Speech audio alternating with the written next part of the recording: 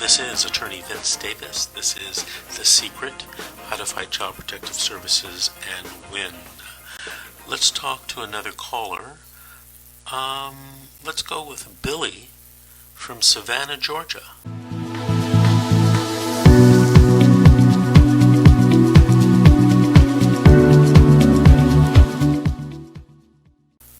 Billy, did you have a story to tell or a question to ask? A story to tell, Mr. Vincent. Go ahead.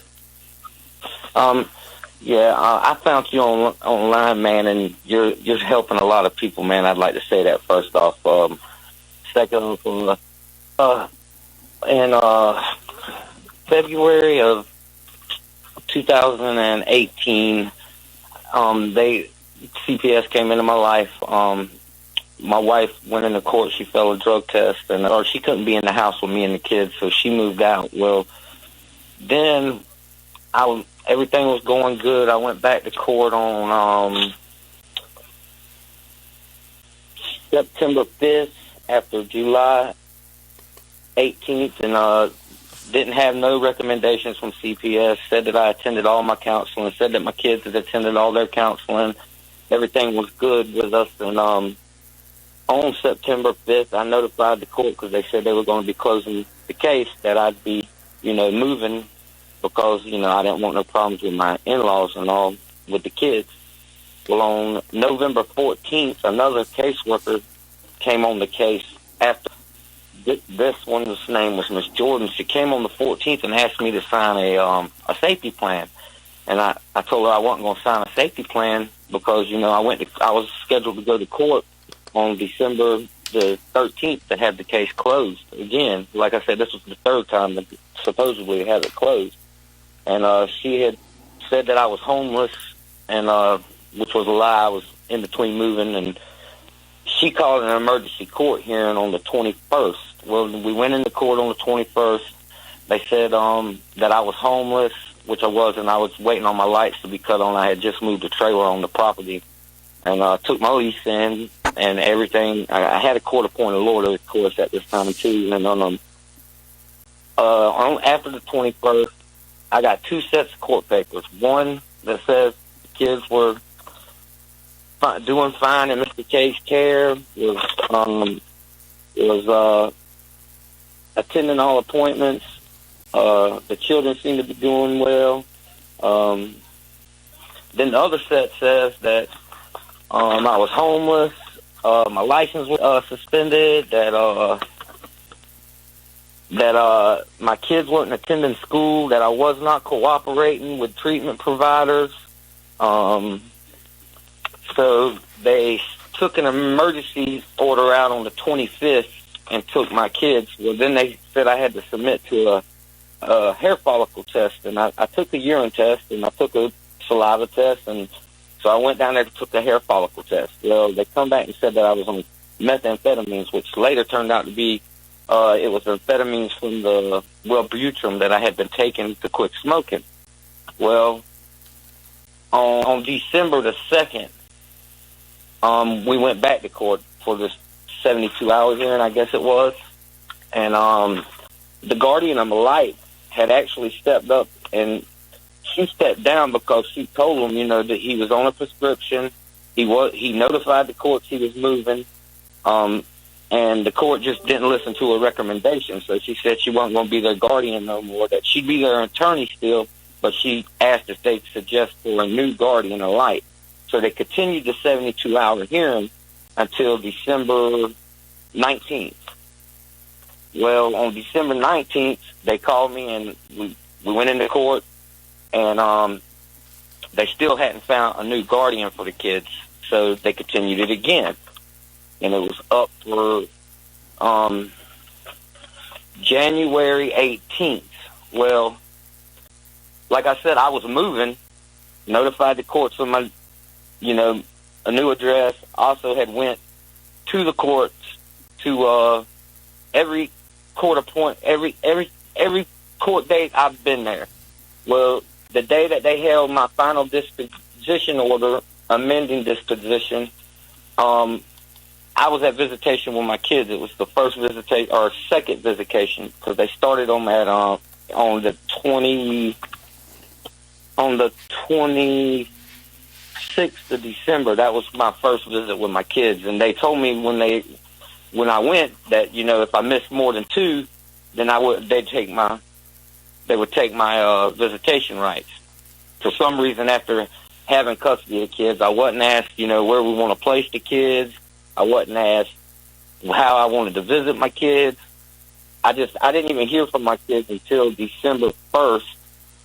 The first foster family let them call me to notify me that they were going to another foster family. Well, during court on December 19th, they set up the visitation, and that was, like I said, my first one was like January 16th, which also happened to be the court date they had my final distribution in the protective order hearing. And there was nothing but lies, but like I said, I wasn't even there to defend none of the lies anyway, but my court-appointed lawyer was. Well, Billy, let me interrupt you. Billy, let me interrupt you for a second. Do you have your children in your custody right now? No, sir. When's your next court hearing? They had one August, because it was supposed to be up in March, but because of the COVID stuff, they pushed it off till August 6th. And I went into court August 6th, and the new guardian and the old guardian, which is my kid's attorney, they're the only two I feel like even trying to help the kids. They said several times to the judge, Mr. K has had that house since y'all took his kids, because they come and took pictures of my new house. They've come out here. They said Mr. K submitted the drug test. He's clean. Because like I said, for the last 7 months, they've been in foster care. So I've still been, even though I don't feel like I needed it, I still go to the, I've completed my drug program. I take their randoms when they come. I verified income. I've verified houses. I got a bedroom for each of my kids set up. Well, in the courtroom, the CASA or SAGA worker, whoever she is, everybody else was up for reunification and bringing the kids home. And then all of a sudden, the department and that lady, Miss McComas, their lawyer, she just went like, I wouldn't be safe with returning them. They're still not divorced. And we have signed divorce papers in their files, but it takes 31 days for them to go through. So they said they'd set up another court date for October 4th. And that now they're going to give me regular visitations where I'm not supervised, but it's been since I've actually touched neither one of my kids. We do a video chat for 2 hours, but that's it. Hey, Billy, listen. Yes, sir. Do you have a pen and a piece of paper? Because I want to suggest some things to you. Number one, you need to sit down with your attorney and develop a strategy that you can have these children returned to you. And I'm assuming that Georgia is like California, and if so, you can talk to your attorney about this. Time is probably running out on you. And that's how I feel after listening to you. You know, I feel like missing that 70. They combined the 72-hour and the dispositional the dependency hearing. Billy, you're focusing on the wrong thing. Yes, sir. I don't know if you heard me tell this caller earlier. Things may have gone wrong. The social worker, I'm sure, may have done something wrong, but you got to focus on getting the children back. Exactly. I'm past the social worker part. I've done had 2 more since her. I'm not even worried about her no more. Okay, well, do me a favor. Listen, you can call me on Monday or Tuesday. If you call me at 888-888-6582, I can talk to you more about some of the details of things that you need to do. Okay? And I'm going to be telling you, to talk to your attorney there in Georgia so that you can find out, or so that you can plan to get these children back to you. You don't want to take anything for granted. Nothing. No, sir. That's what I'm saying. I actually have called your office and talked to you. They told me about, me being so far, it'd be too pricey for me to hire you as an attorney, but that you do a 8-hour or 8-week study thing. No. You got that confused with something. Billy, look, we got to take a break. I just want you to call me, leave a message if I'm not in the office, tell them we talked on the radio and that you're going to call me and I'm going to talk to you and tell you some things that you need to do, okay? Okay, yes, sir. It's 888-6582. 888-888-6582. Okay, Billy? Billy, thank you for calling. Keep listening. Give us updates in the future. This is The Secret, How to Fight Child Protective Services and Win. We'll be back after this break.